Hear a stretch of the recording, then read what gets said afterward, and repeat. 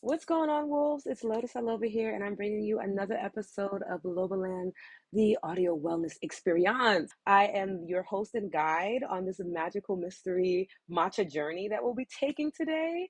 And first and foremost, I want to check in and see how are you feeling? How are you feeling in your body, in your mind, in your heart?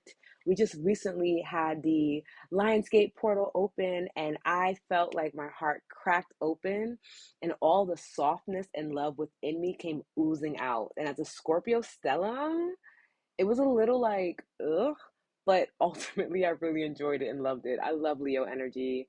I think out of all the other seasons besides Scorpio season and maybe Sad season, I really enjoy Leo season a lot. Like, it's giving chef's kiss. So I want to know how you're feeling. Let me know in the comments. You can always write back to the podcast. If you're watching on Spotify, hi, do you guys like the outfit? It's giving. If you're not watching on Spotify, you should definitely watch on Spotify. I mean, all the other platforms are real cute and whatever's more accessible to you. But I mean, I'm giving looks and you get to like see me, and I just feel like it makes it more intimate, you know? If you can head over to Spotify and subscribe and rate, will be great. This season of the podcast, we have recentered it around the practitioner. I feel like practitioner, healer, guide, trends going on, a lot of whitewashing and wellness. And I think we can get very lost in what a practitioner does and the type of life that they live professionally and personally. I think these things are super important when someone is holding space for you to go on your own wellness journey. You should know how they are living their lives. Are they practicing what they preach, or are they just reading from a book? Because a lot of y'all are reading from books, but we're going to talk about that later. That's a different episode. But essentially, I wanted to create a safe space for practitioners to come and unwind, to have resources to support their communities and themselves, and for them not to feel like they're alone. Because as a practitioner, sometimes the work that we do can be very isolating, and it's important to have community. So if you identify as a practitioner, a guide, a healer, a diviner, whatever it is, this is a safe space for you. And if you happen to be a part of someone's community, I also encourage you to listen to the episodes and share them, because it helps you be a better community member if you understand and can have a different perspective on how your practitioner is showing up in your life. So far, we've gone over what a practitioner is and how they help you get your shit together. That was the first episode. Then we went into why energy is a healing art form, and that it is art and it is creativity, and that there needs to be more respect around energy work, because the fuck, I don't understand it. And then we also went over like why practitioners can be a little salty and how you can prevent that on both ends. How you can prevent it as a practitioner by setting healthier boundaries, and how you as a community member can honor your practitioner's boundaries or help them set it if they don't have it themselves. A lot of practitioners tend to be super givers, and it's very hard for us to know when to stop. That's why I always advocate for taking time out to know who you are. Getting to better identify how your energy shows up in your body will allow you to set better boundaries. If I want a boundaries episode, I think I have one, but if not, I can always do a refresh and remix. So let me know if you guys want a boundaries episode, because your girl is big on boundaries, okay? She's really big on boundaries. Be sure to run back those episodes or share them with someone you love, so that you can gain those insights, so that your community can have those insights, and we can continue to elevate the wolf gang energy, okay? Now, today we're talking about being obsessed with your community and why it's foundational to your success and your peace of mind. But before we dive into that, let's recenter, let's regroup. Wherever you are, if you're able to close your eyes, close your eyes. If you're uncomfortable with closing your eyes, I want you to focus your intention and your attention on your third eye. Your eyes can be completely open, but recenter, think to your third eye. Okay? And I just want you to drop back into your body. Take a moment to notice your breath. Is it deep and nourishing? Maybe it's a little short and shallow. Really allow yourself to be here in this moment with us, with me. Take a nice deep inhale, breathing into the sitting space, filling up the root chakra with fresh air, allowing that air to rise up through the sacral, into the solar, through the heart, into the throat, and when you're ready, a slow, deliberate exhale release, dropping the shoulders. Beautiful. Unclenching the jaw, relaxing the face, relaxing the scalp, the eyebrows, the forehead, the eyelids, your cheeks. Take another deep inhale, breathing into the root chakra, breathing in the energy from the earth, pulling up through the body, through the vessel. And when you're ready, slow, deliberate exhale, release. Beautiful job. And if you notice any discomfort in the body, I want you to take that next inhale and breathe into that space. Literally pull up the discomfort and then exhale, giving yourself space and peace within the body.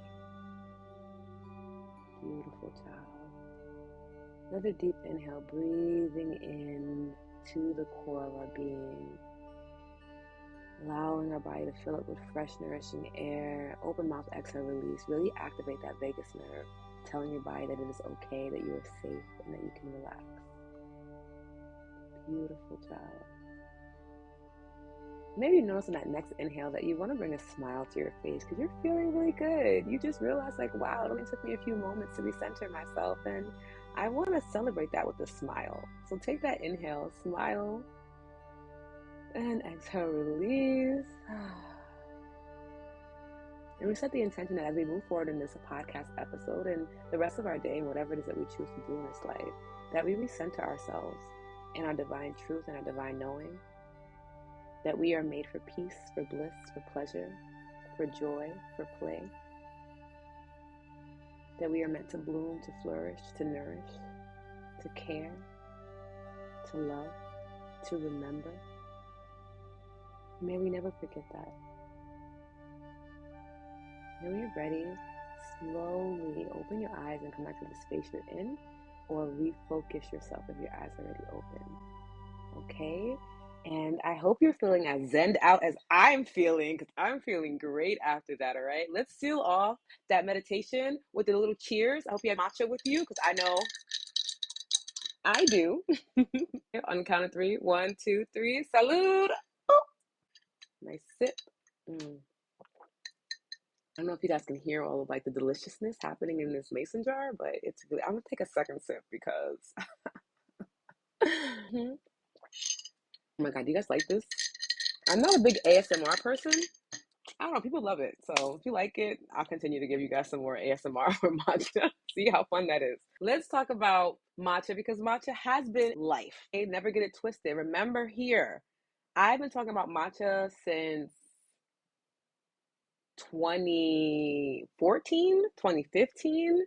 It's always been that girl. Just like wearing hoop earrings and lip gloss and having your hair in a tight bun has always been black and brown, not the clean girl aesthetic. Yes, I went there because I don't understand how people continue to co-opt black things like we're not going to say anything about it. It's wild to me. Matcha as your summer go-to latte is a no-brainer for so many reasons. I actually want to share a little fun matcha fact, if you will, to keep you on the green team this summer and always, because again, matcha is a year-round drink, baby. You can have tea iced, you can have it warm, you can blend it into ice cream, you can make it into pancakes. There's just so many ways that you can allow matcha to shine in your life. So let it shine bright. Matcha contains large amounts of polyphenols, which are natural organic compounds that are found in plants, right? And they have incredible benefits for our bodies. They've actually been confirmed to protect the skin from damaging effects of the sun, especially those UV rays that we be trying to like duck and dodge out there. They also protect our skin against any pollutants, and they neutralize free radicals. Free radicals are somewhat unstable atoms that can damage cells and can cause illness. Now, not all free radicals are bad, but if you want to just to be aware of the fact that free radicals can also be damaging, matcha helps to alleviate that damage. And then it allows us to age more gracefully. So a lot of people will use matcha, be it directly on the skin or drinking it, to help with premature aging. It's whatever feels best for you. You know, I'm all about aging. I can't wait to get older. It's not a thing for me to maintain my youth as long as I feel young at heart.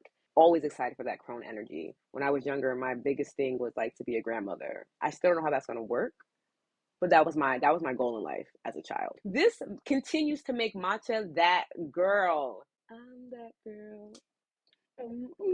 Matcha is that girl during the summertime. And if you want that beautiful glow, you know what to sip on. I mean, this glow, hello, it's what I'm feeding my body. It's what I'm feeding my mind and my spirit. You guys probably want to know what I'm sipping on today. So in this cute little mason jar here, let's see if I can like do my little YouTube hands. You can see the color. The color is like a little darker green than normal. That's because I added cacao powder, maca root, and then I did 7 mushrooms. So I'm going to see if I can remember them all off the top of my head. It is reishi, Shaga. Is it chaga? I say shaga. It might be chaga, y'all, but I say shaga because shaga sounds cuter. Lion's mane, cordyceps, maitake. Here's the bag if you guys are watching on Spotify, you'll be able to see it. So they're all the, I forgot turkey tail and shiitake, but all of the mushrooms are here. It's organic. It's a really cute blend. I just do half a teaspoon of that, half a teaspoon of ceremonial matcha from Matchaful. You guys know that's my favorite one to use at the house. Some cinnamon. I did a half a teaspoon of maca and cacao powder mix that I have. I blended it up with some collagen that I'm using currently because I'm really working on keeping my joints moist. But it also helps with like keeping your skin feeling fresh and supple, looking youthful, helping with your nails and things like that. I have some alternative motives with my matcha. You don't have to add collagen, but I have the Neo Cell collagen powder in there as well. Some honey and cinnamon, of course, for the blessings and the abundance. A nice big ice cube in it. And we have this delicious drink. Go ahead and tag me. I always leave the recipe in the show notes so you can either run back that piece that we just talked about or go to the show notes and check it out and make it. Take a picture of it. If you're ever making matcha, like think of me, send me a picture, tag me or whatever. I really love it so much. I cannot express it enough. It brings me so much joy seeing your matcha pancakes, your matcha waffles, your iced matchas, your hot matchas, your like matcha concoctions with like golden milk. I love it all. I save them all. Please tag me at Lotus Aloba on Instagram or TikTok or Pinterest. I just want to be in the matcha mix with you, baby. I love matcha. Now that we know why matcha is that girl, let's get into why it's so important for you to be obsessed with your community. And I say obsessed, and I know you might get a little alarmed by that word, but sit with it because it doesn't have to be as serious as you're making it. It does do a lot to shift your perspective when you come from that mindset of like a healthy obsession, okay? And those things do exist. Hence my love for matcha and Pilates and bar and breath work and meditation. Certain things can just be very healthy for you, even if you kind of obsess over it a little bit. First and foremost, doing things like sharing your life's passion with people who truly don't value you, it's for the birds, period. So if you're a practitioner and you have it on your heart to share your Reiki magic or your crystal healing or your card reading, you really want to make sure that people you're sharing it with value it. Otherwise, you just become bitter. You become jaded, you become closed off, and then that creates this really ugly cycle in wellness where you have like the wellness practitioners who maybe started off with a really soft heart and got ripped off or were mistreated, and then they became very cold, and then they were cold to their community and the community internalized that, and it becomes a very weird cycle. So you want to make sure that like people care about what that you're doing, right? Your community needs to appreciate just how dope you are, and the best way to ensure that is to be obsessed with your community. Being obsessed with your community makes the whole dynamic healthier. I know it sounds counterproductive, but hear me out. When you are in this obsession, it's almost like a flow, an overflow, if you will. And if you want to replace being an overflow as opposed to being obsessed, whatever floats your boat, essentially you're in flow, right? You are naturally all in with your client, your community, your students. You're invested in seeing them thrive because you care so deeply, because you're in that overflow, because you have that obsession. Like, I am obsessed with my wolves. They know that. Y'all know this. I'm very obsessed. I check in on y'all to see how you're doing. I send you guys very transparent emails about my life so that we can talk about it together.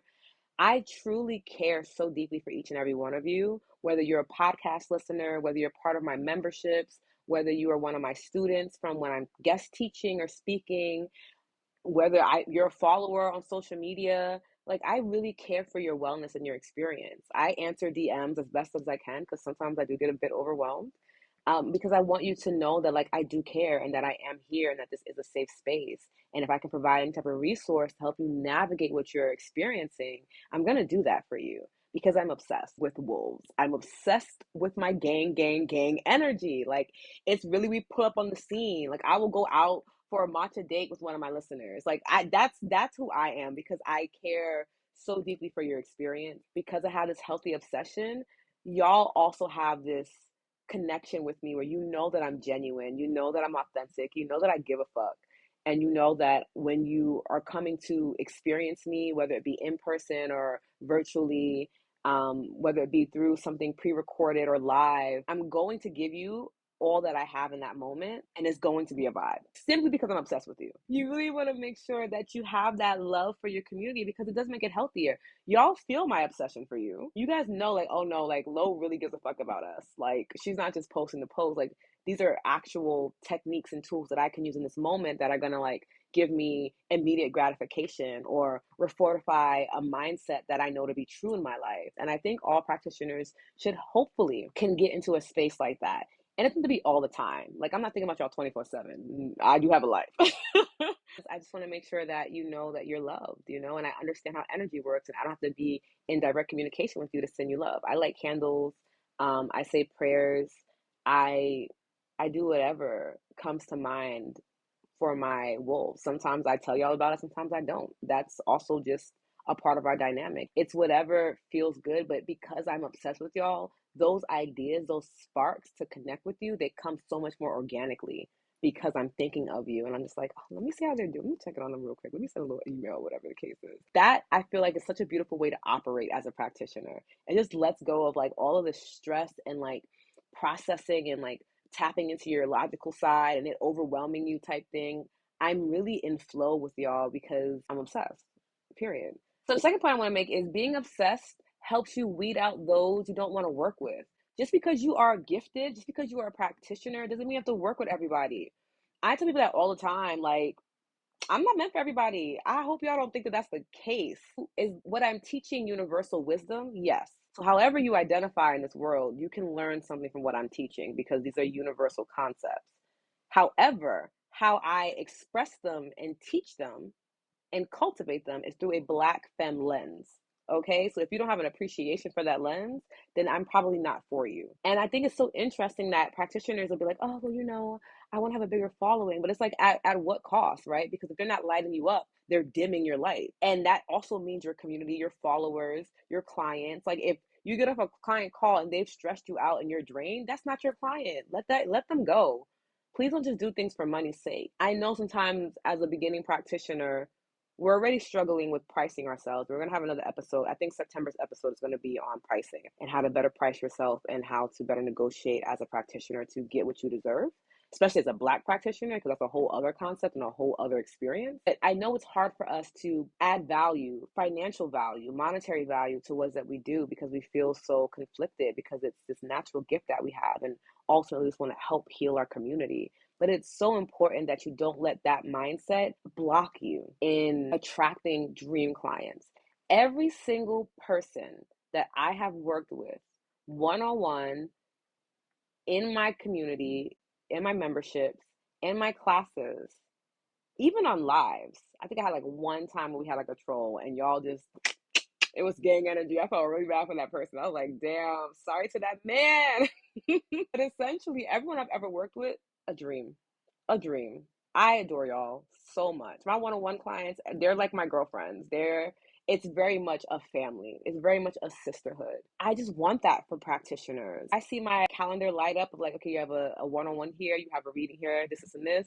I'm so excited because I get to hold space for you. I get to check in on you. I get to tell you how special and wonderful you are. I get to remind you of your power. I get to see you remember your power. It's such a beautiful healing experience. I can't imagine how depressing and heavy and my life would feel if I was just doing it for money and allowing anybody to be my client. So whether that means you have like a screening process, for me, my energy is pretty clear. I don't attract people who are not ready to receive me, which is a blessing. Have a screening process, right? I don't do consultation calls because I don't understand the concept personally from what it is that I do. Maybe you want to do like an intake survey to see what their needs are and see if you can provide it for them. For my one-on-one clients, is if you work with me, I have you do a intake form where you're taking about 5 or 6 different personality tests and I interpret them so I can know how to talk to you, how I can better serve you and the intention you have in your life and for us communicating with each other. Usually my clients are dream clients and I want that for you too. Maybe you want to do a consultation call and have a 10-minute, 15-minute conversation with them to see if they're a good fit. Other than that, if they do not light you up, let them go. Tweet it. Do not continue to be in service of people who do not value you, who will not see you, who will not honor you, who also will not acknowledge the presence you have in their life. because I also feel like that's very disrespectful when you're working with someone and you give them this insight or this wisdom, and then they go on and act as if that just came to them on their own and that you didn't just spend your talent and technique and skill set helping them navigate something and making it clear it's for them. We talk about this a lot in the first episode of like that feeling of like, was that okay? Sure. That was all you. Say less.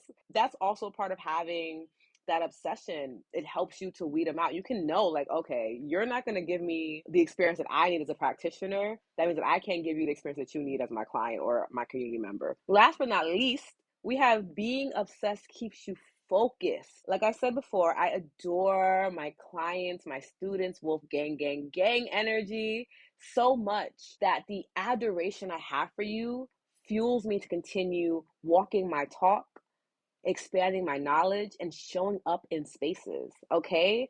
My love for my community, my obsession keeps me focused. It keeps me like, okay, girl, you got to finish the certification because when you can do this, you can better help your community. So get it the fuck together. It allows me to be like, okay, going to this event would allow me to have a better experience for my community. Even though I might be feeling a little anxious, there's still moments of social anxiety. But ultimately, if I can show up in this space, I can then relay whatever insights and messages back to my community. I can lead by example. I'm always willing to lead by example for y'all. I think that is one of my primary experiences in life is to lead by example. And I think I do a fairly good fucking job at doing it. To sometimes to my own detriment, but that's neither here nor there. Because I'm so obsessed, I'm so focused. I get up every day between 5 and 7 a.m. naturally because I know when I get up early, I can take care of myself. That means I'll be overflowing with energy for my clients to get the readings done, to do the care sheets for the one-on-ones, to write out the curriculum for the classes. It becomes so much more easier because I want to make sure that when we do experience each other or when you do experience content from me, that you can feel my energy off the screen, that you can feel my energy off the page, that you know for a fact, like, damn, Lotus really showing me mad love right now.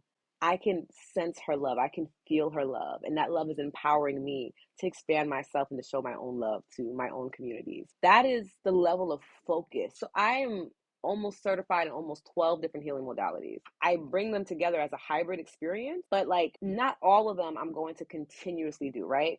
So I'm certified in Reiki, love Reiki. I do Reiki a lot for my meditations or for my one-on-one clients, but it is not something that I would promote as a standalone experience with me. It's woven into the work that I do. Do I love and appreciate Reiki? Of course. That's why I got the certification. It is not my primary goal to teach Reiki, right? Whereas for EFT, that's a primary goal for me right now. I love teaching EFT. I love letting you guys in on that process and how to create your own scripts and how to tap in if you're feeling grief or if you're excited or if you want to be more sensual. That is a primary goal of mine. So that certification really, that skill set, that talent really shines for me, right? Because I'm obsessed with EFT currently. I'm not as obsessed with Reiki, though I do have that experience.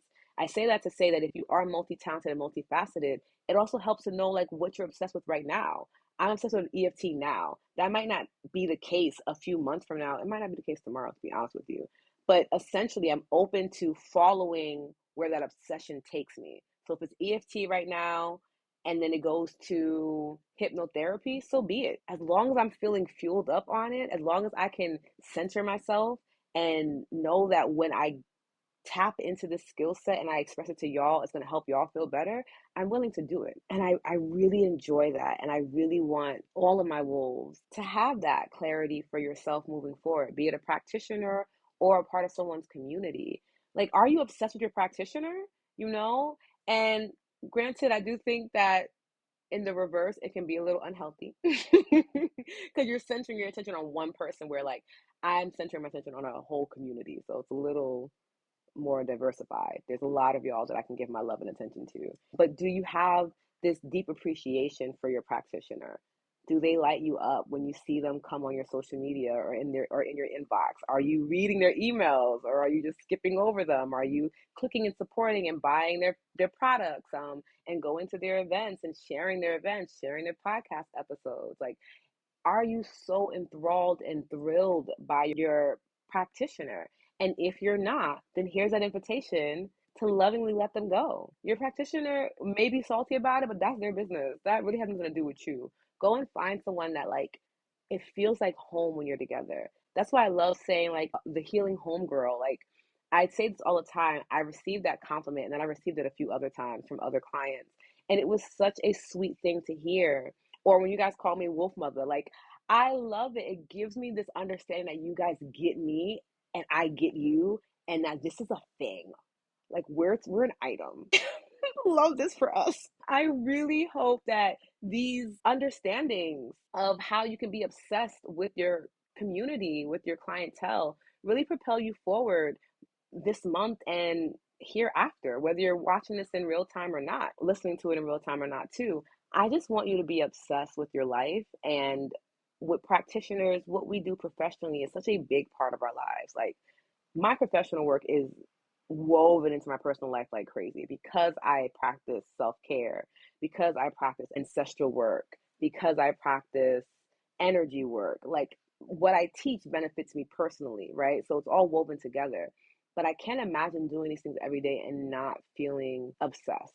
And I feel like it's a lot easier to sustain that obsession, that overflow, because when I am taking care of myself, I'm cultivating that inner world, that inner energy, that infinite energy that's within me. And then it's calling you in. And it's that beautiful cycle over and over again. It's very sustainable. And I know obsession has a very negative connotation to it. So, again, if you want to use overflow, whatever the case is, it's a very sustainable thing to do as a practitioner when you really give a fuck about your community, when you really give a fuck about what it is that you're doing and showing up as. So I really hope that this episode resonates with you, that it has your wheels turning, that it's making you feel like, damn, I really am doing what I'm here to do, or it's calling you to redefine what it is that you do for work.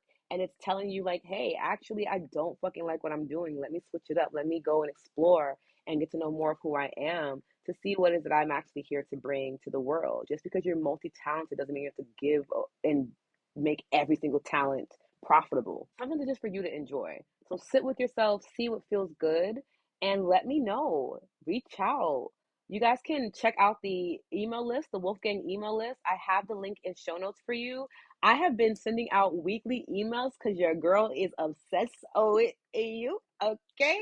They've been really, really good. I also dropped my first digital product, which is the Lotus Life Deck, and we had a masterclass on it on the 7th of August, right before the Lionsgate portal to manifest collectively. It was a vibe.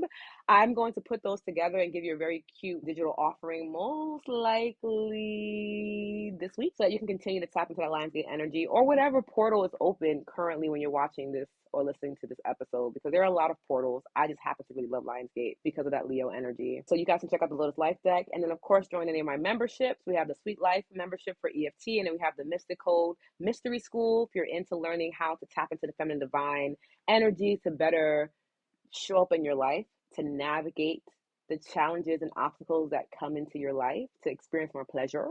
Then you can join the Mystery School. You guys know that I'm the creative director for House of Soul. We currently have 3 spots open for our Curacao retreat. We opened them back up because y'all were really, really excited. So we expanded. We have 3 more spots open. If you want to come with us to Curacao early October, I believe the 13th to the 17th, come through, link up. It was literal magic last year. Such a healing experience for me as a practitioner, which is very rare on retreats or conferences where I feel that nourished back. Usually I know I'm coming there to give. And I received so much going to Curacao as a practitioner. We're going back again because that country is so healing. It is such a beautiful experience to be a part of, to be with a whole bunch of Black femmes and just enjoying ourselves, enjoying the sun, really tapping into the beauty around us and the beauty within our lives. It was transformational.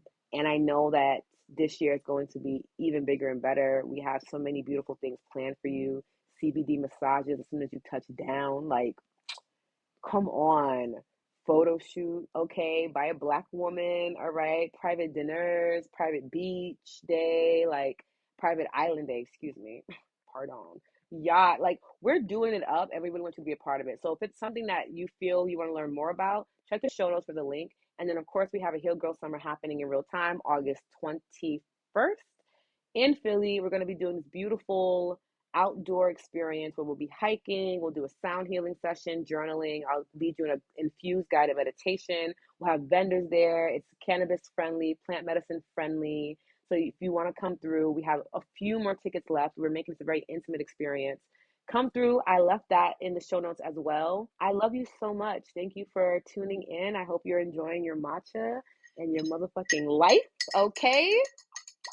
And I will see you for the next episode. Love you so much, Wolf. Bye.